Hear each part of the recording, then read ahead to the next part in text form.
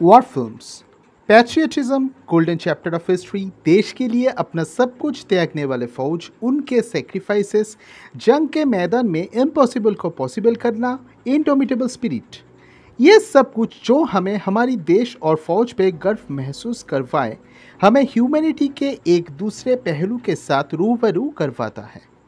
और ये सिर्फ भारत के लिए नहीं, दुनिया भर में हर किसी देश के लिए ही सेम है। सिनेमा हिस्ट्री के पहले वक्त से ही वॉर फिल्मों का एक खास सब्जेक्ट रहा है। 1898 में स्पेनिश अमेरिकन वॉर के दौरान ही उस सब्जेक्ट के ऊपर पहली बार काम किया गया, पर वो रियल इंसिडेंट्स के इनएक्टमेंट के साथ डॉक्यूमेंट्री ज़्यादा लगता था।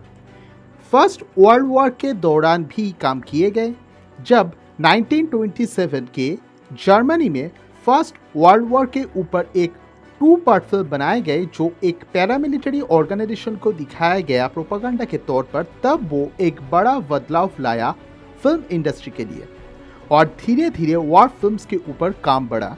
और सेकेंड वर्ल्ड वॉर के दौरान प्रोपेगेंडा के लिए इस थीम को अलायंस और एक्सिस दोनों ने ही बाखूबे इस्तेमाल किया और वहां से बड़े बड़े कदम पार करके आज करीबन 130 साल के बाद हम इस जगह पर पहुंचे हैं।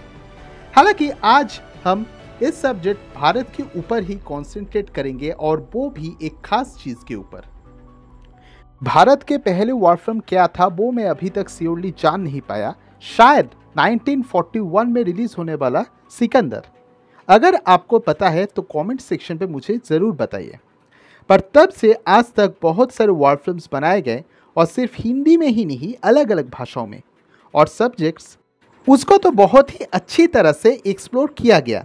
एंशिएंट किंगडम्स, कॉलोनियल एरा में independence movement, revolutionaries, world war 1, world war 2, Indian national army, Sino Indian war, Indo Pakistan war, counter terrorism, biopic, spy operations, foreign nations में सिविल वॉर, ह्यूमैनिटेरियन क्राइसिस, या तक कि फिक्शनल वर्ल्ड वॉर 3 के ऊपर भी। पर यहीं पर ही एक सवाल भी आता है, इतने सारे मूवीज बन तो रहे हैं पर वो अच्छे कितने हैं? दुश्मनों के खिलाफ बड़ी ऊंची आवाज में गर्मा गर्म डायलॉग देने से कोई अच्छी मूवी बन तो नहीं जाती। सिर्फ ये कोई अच्छी मूवी की निशानियां तो नहीं है। अब देखो, मैं नर्ड नहीं बन रहा कि मैं सिनेमाटोग्राफी में कलर पैलेट का या फिर रूल्स ऑफ थॉट की बात करूंगा। मैं सिर्फ एक आम व्यूअर्स की तरह कुछ सवाल की जवाब ढूंढने की कोशिश कर रहा हूँ। अब वॉर फिल्म्स की वेरियस कैटेगरीज हो सकते हैं। कुछ होता है रियल इंसिडेंट्स को बिना किसी तरह के बड़ा चढ़ाकर दिखाना, जंग में दोनों तरफ के फैक्ट्स को दिखाना, दोनों तरफ की व्यू पॉइंट्स को एक्सप्लेन करना। ये एक बहुत ही कॉम्प्लेक्स चीज के साथ साथ कंट्रोवर्शियल भी हो सकता है। कौन सा देश अपने ऑडियंस को दुश्मनों का व्यू पॉइंट दिखाना चाहेगा? और कॉमर्शियली अनसक्सेसफुल होने का खतरा तो रहता ही है। कुछ फिल्म्स होते हैं जो रियल इंसिडेंट्स को थोड़ी सी कॉमर्शियलाइजेशन करके एंटरटेनमेंट पर्पस के लिए दिखाते हैं, और भारत में ऐसी मूवी की कमी नहीं है।